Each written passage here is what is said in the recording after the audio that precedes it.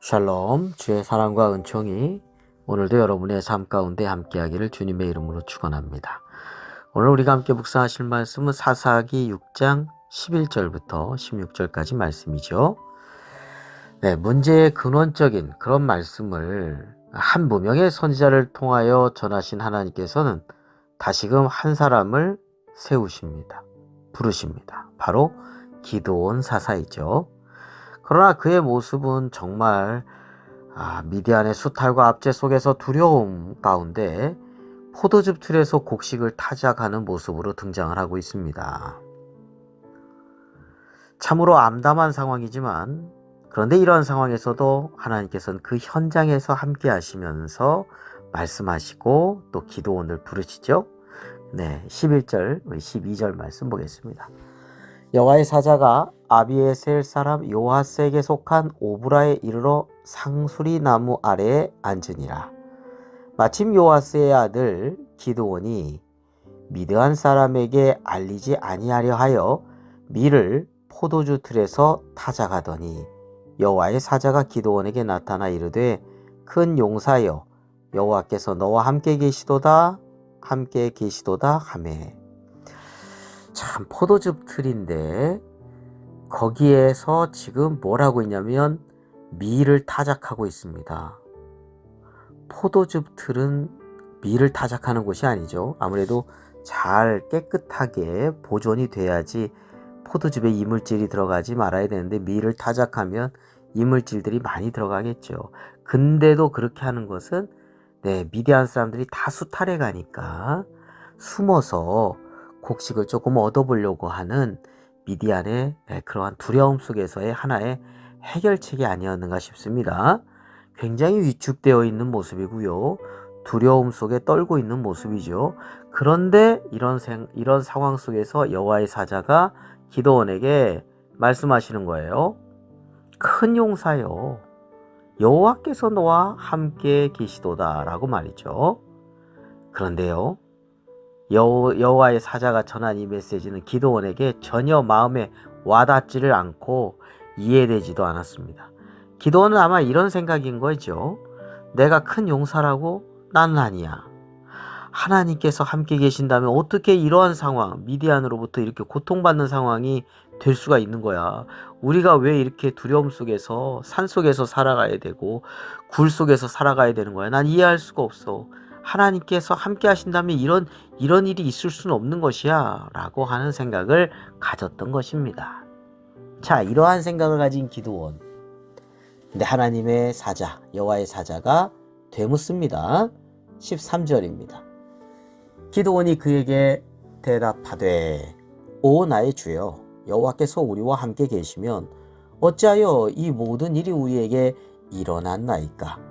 또 우리 조상들이 일찍이 우리에게 이르기를 여호와께서 우리를 애굽에서 올라오게 하신 것이 아니냐 한 그 모든 이적이 어디 있나이까? 이제 여호와께서 우리를 버리사 미디안의 손에 우리를 넘겨주셨나이다 하니. 기드온이 생각하기에는 하나님이 함께 계신 게 아니에요. 하나님께서 버리신 거예요. 애굽에서 건져주셨다는 이야기 많이 듣지만 그건 과거 일이고 지금은 아니란 얘기예요. 지금 이런 기적들이 어디 있냐는 거예요. 하나님이 미디안 사람에게 우리를 넘겨주시고 하나님은 버리신 것이다. 이렇게 지금 기드온은 생각하고 있는 것입니다. 자, 그러나 이러한 기드온의 믿음 상태를 지금 현실의 인식을 보시면서도 하나님께서는 사명을 맡겨주시죠. 14절입니다.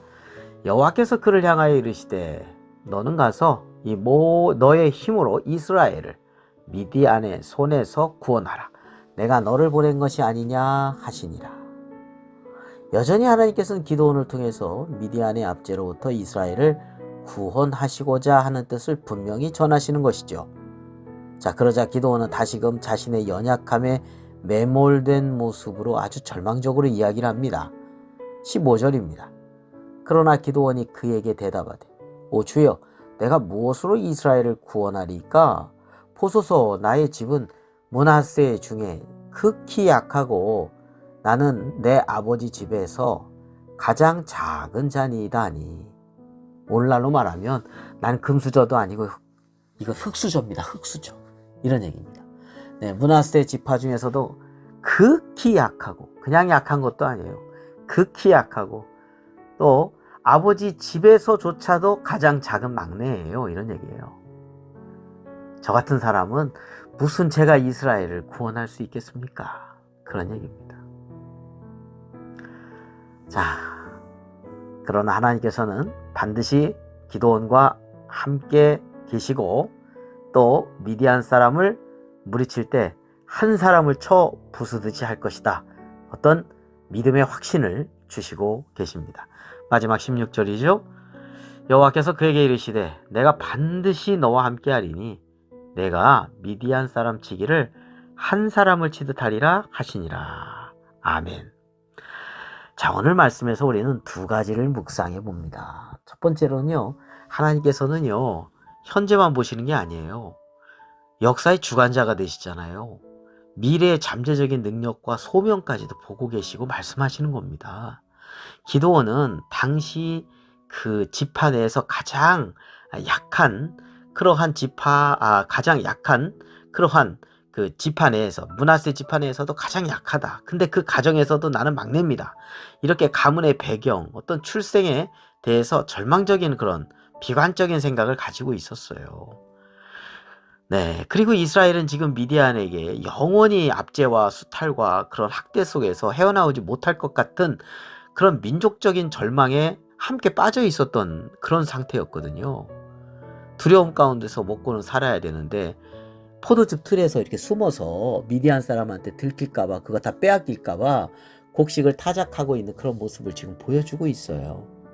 그러나 하나님께서는 그러한 기도를 향해서 뭐라고 말씀하시냐면 큰 용사, 12절에 보니까요, 큰 용사라고 말씀하시고요, 또 16절에 보니까 미디안 사람 치기를 한 사람을 치듯 하리라.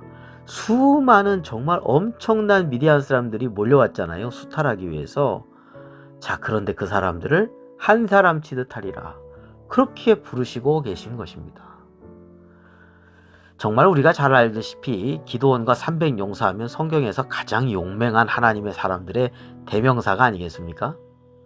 그건 결과론적인 얘기고, 그 전에 지금 기드온은 하나님의 그런 역사하심 전체를 보지를 못하고 현재의 고통 속에 너무 매몰되어만 있는 거예요. 여러분, 하나님은요, 역사의 주관자십니다. 우리의 삶을 어떻게 역사하실지 모르고요, 하나님께서 함께 하신다면, 그리고 하나님께서 소명을 주셨다면, 그리고 하나님의 인도하심을 우리가 믿는다면 우리는 현재에만 매몰되지 말고 하나님의 역사하심에 믿고 순종할 때 하나님의 구원의 역사가, 새로움의 역사가 펼쳐지게 될 줄로 믿습니다. 현재의 모습만을 보고서 우린 절망해서는 안 된다는 것이죠. 우리 주님께서는 베드로를 볼 때 갈릴리 호숫가의 어부로만 보시지 않았죠. 사람을 낚는 어부로서의 모습까지 보시지 않았습니까? 네, 미디안 광야에서 40년 동안 홀로 썩는 듯 살았던 80세의 노인, 입이 뻣뻣한 노인 모세 바라보면서 인생의 절망이었을 거예요. 그냥 그러다 끝나는 줄 알았을 거예요. 미디안에서 그냥 이렇게 살다가 죽나 보다 했을지도 몰라요. 바로는 굉장히 두려움 가운데 애굽으로 갈 생각조차 못했던 노인 모세를 하나님은 부르시고 어떻게 하셨죠? 함께 하시고 이스라엘 민족을 애굽의 압제와 학대 속에서 구원해내는 큰 사역으로 그렇게 쓰시지 않았습니까?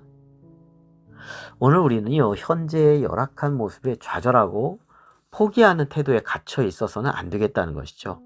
그러한 상황 속에서 하나님은 함께 하시면서 구원을 이루어 가시는 하나님의 큰 역사를 우리는 믿음의 눈으로 바라봐야 하겠습니다.